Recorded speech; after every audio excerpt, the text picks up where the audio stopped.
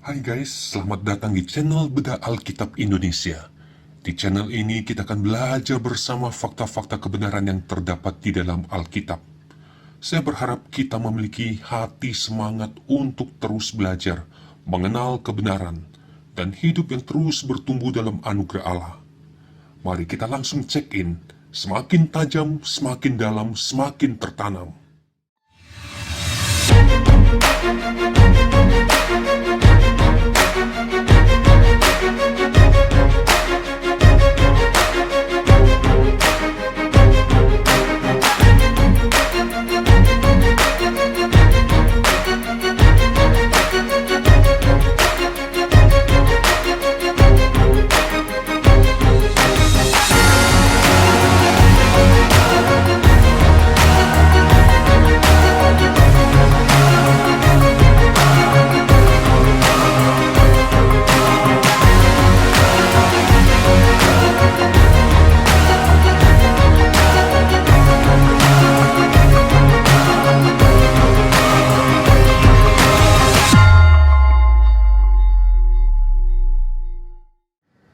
Tanpa konteks yang tepat, maka kita akan mudah sekali menyimpang dan tersesat.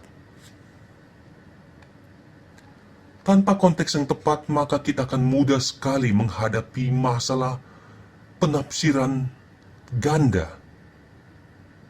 Sampai di sini, kita patut bertanya, apakah saat Allah menyatakan sesuatu kepada umatnya, penyataan itu memiliki makna yang tidak jelas, atau tidak dimengerti oleh umat saat itu, sehingga muncul penafsiran ganda? Tentu tidak. Apa yang Allah nyatakan adalah jelas dan pasti sesuai dengan ukuran penyataannya. Misalnya, Allah menyatakan sedikit, bukan berarti umat tidak memahami penyataan itu. Tetapi umat memahami arti penyataan itu, walaupun sedikit atau belum lengkap.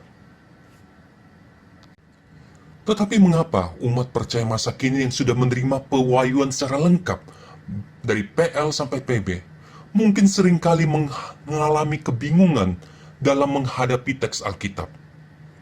Mungkin seringkali ditemukan dalam satu gereja, suatu teks Alkitab yang sama, dikhotbahkan oleh hamba Tuhan yang berbeda, dapat menghasilkan firman Tuhan yang berbeda pula. Mungkin ada yang akan mengatakan fenomena itu sebagai kekayaan firman Tuhan. Menurut saya, sangat mungkin fenomena itu disebabkan oleh pemahaman konteks yang berbeda antara satu dengan hamba Tuhan yang lain, sehingga menyebabkan penafsiran yang berbeda terhadap teks Alkitab yang sama. Bagaimana dengan pengamatan Anda di gerejamu? Apakah pernah terjadi seperti itu?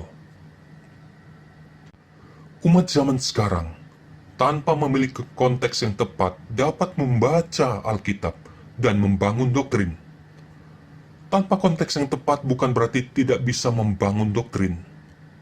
Tanpa konteks yang tepat, maka doktrin yang dibangun berdasarkan pengutipan-pengutipan data Alkitab hanya akan menghasilkan bangunan doktrin dengan bentuk bangunan dari ide manusia. Seringkali, mereka yang membangun doktrin dengan cara seperti itu, dengan yakin mengklaim doktrin itu sebagai suatu bentuk yang alkitabiah. Doktrin itu akan menjadi doktrin yang alkitabiah jika konten-konten yang dikutip dari Alkitab sudah memiliki konteks yang jelas, tepat. Jika konteksnya tidak jelas atau hanya mengandalkan pemahaman masa kini, maka doktrin itu bisa jadi merupakan produk ide manusia. Kita bersama bisa melihat para hamba-hamba Tuhan atau teolog-teolog berdebat tentang suatu doktrin. Masing-masing memiliki bentuk doktrin yang diklaim sebagai doktrin yang alkitabiah dan yang paling benar. Mereka berpikir doktrinnya sudah dibangun berdasarkan kutipan-kutipan ayat Alkitab, maka bentuk bangunan doktrinnya adalah Alkitabiah. Masing-masing pihak sudah mengutip ayat-ayat Alkitab, tetapi mengapa bisa menghasilkan berbagai bentuk bangunan doktrin yang berbeda? Perbedaan itu kadang diwarnai dengan perdebatan yang sengit, bahkan caci maki. Atau mungkin ada yang pernah menemui suatu doktrin dalam gereja yang sampai sekarang masih membuat Anda bingung dan tidak pernah paham. Apakah Anda bisa menyebutkannya? Mungkin ada yang akan mengatakan fenomena-fenomena itu sebagai misteri ilahi. Nantilah, jika sudah bertemu Tuhan Yesus, baru kita tanyakan kebenarannya. Nanti kita baru paham. Sesungguhnya itu bukan misteri ilahi, karena apa yang Allah wayukan, apa yang Allah bukakan, adalah sesuatu yang jelas. Sekali lagi saya katakan, sangat mungkin fenomena-fenomena itu disebabkan oleh masalah dalam pemahaman konteks. Pemahaman konteks yang berbeda antara satu dengan pihak lain akan menyebabkan penafsiran yang berbeda, sehingga pada akhirnya akan menghasilkan bentuk doktrin yang berbeda. Ketidakjelasan dalam konteks juga bisa membuat suatu teks atau doktrin sulit dipahami. Bahkan, mungkin bukan hanya di kalangan jemaat, tetapi juga bisa ditemukan di kalangan hamba Tuhan sebagai pengajar. Oleh karena itu, penting untuk melakukan pendekatan dan penafsiran Alkitab berdasarkan konteksnya.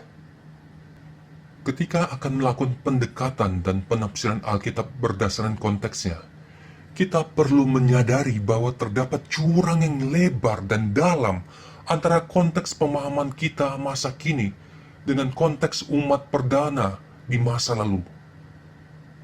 Jika digambarkan seperti kita ada di tepi tebing dari salah satu puncak masa kini, sedangkan komunitas umat perdana penerima firman ada di tepi tebing lain dari puncak masa lalu.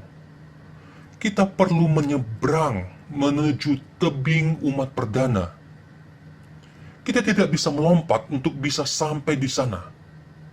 Ada usaha-usaha ekstra yang perlu dilakukan untuk sampai di seberang sana, seperti mendaki turun dari puncak tebing kita menuju lembah kesenjangan, kemudian mendaki naik ke tebing masa umat perdana. Lembah atau jurang kesenjangan meliputi semua aspek kehidupan, seperti perbedaan zaman, bahasa, sosial, budaya, dan lain sebagainya. Setelah berhasil menyeberangi jurang itu, kita akan memiliki data informasi untuk memahami konteks umat perdana. Kita yang hidup di masa kini patut bersyukur, karena kita tidak perlu melakukan usaha ekstra yang terlalu berat untuk menyeberangi jurang itu. Ada para pendahulu kita, yaitu para sarjana Alkitab, teolog, arkeolog, yang telah mempelajari dan mengumpulkan informasi-informasi jurang kesenjangan itu. Mereka telah menyediakan suatu jembatan bagi umat masa kini untuk menyeberang ke konteks pemahaman umat perdana. Jembatan yang mengatasi lembah kesenjangan pemahaman konteks sudah tersedia. Usaha apa lagi yang perlu kita lakukan sekarang? Bukan berdiri diam di posisi tepi tebing masa kini dan terus berasumsi atau berspekulasi tahu tentang teks Alkitab dan konteks pemahaman di tebing seberang sana. Kita perlu mencari jembatan yang aman dalam kutip, kokoh, dan menjalani jembatan itu. Ada banyak penelitian dari para sarjana Alkitab, teolog, arkeolog, tetapi mungkin tidak semuanya memadai, lengkap, atau komprehensif untuk membantu pemahaman kita. Pada titik ini, kita perlu meminta hikmat pada Tuhan untuk menguji jembatan manakah yang lebih kokoh atau komprehensif. Tuhan Yesus pernah berkata, "Mintalah, maka akan diberikan padamu. Carilah, maka kamu akan mendapat. Ketuklah, maka pintu akan dibukakan bagimu. Ketika kita ada usaha untuk mencari kebenaran, maka Sang Sumber kebenaran itu akan memberkati setiap usaha kita. Ia berkenan pada setiap orang yang berjuang untuk mencari, bergaul, dan hidup di dalam kebenarannya. Sebaliknya, Ia tidak berkenan kepada orang yang ngotot di dalam iman yang berdasarkan asumsi atau spekulasi, yang membangun kebenaran berdasarkan pemikirannya sendiri. Ketika kita memilih jembatan yang kokoh dan berhasil menyeberangi jurang itu sampai ke seberang, maka kita akan memiliki pemahaman yang mendekati konteks masa umat perdana. Ketika kita berhasil mengumpulkan data konteks itu, maka ini merupakan suatu modal dasar bagi setiap penafsir untuk menjelaskan teks-teks Alkitab terkait. Sekali lagi, saya katakan, kita tidak bisa berdiam diri di posisi tebing masa kini dan terus keras kepala menafsirkan teks Alkitab berdasarkan asumsi atau opini atau spekulasi kita. Kita perlu berjalan mendekati tebing seberang dan mengumpulkan data konteks di seberang sebagai data tafsiran. Masalah yang sering terjadi pada para penafsir Alkitab adalah menafsir dengan pemikirannya sendiri atau pemikiran orang yang terkenal tanpa mengetahui data dasar konteks yang jelas. Ketika mengutip tafsiran dari para tokoh terkenal yang memiliki pengaruh minimal dalam sekelompok kalangan, misalnya Injili atau Reform, ada yang merasa itu adalah sumber otoritatif untuk dijadikan dasar kebenarannya. Kita, minimal saya, perlu mengakui bahwa mereka itu adalah orang-orang yang mengasihi Allah dan firman-Nya. Mereka berjuang keras dalam keterbatasannya untuk memahami teks Alkitab. Tidak ada salahnya mengutip tafsiran atau pemahaman mereka. Tetapi kita perlu terus belajar untuk mengetahui dasar penafsiran mereka.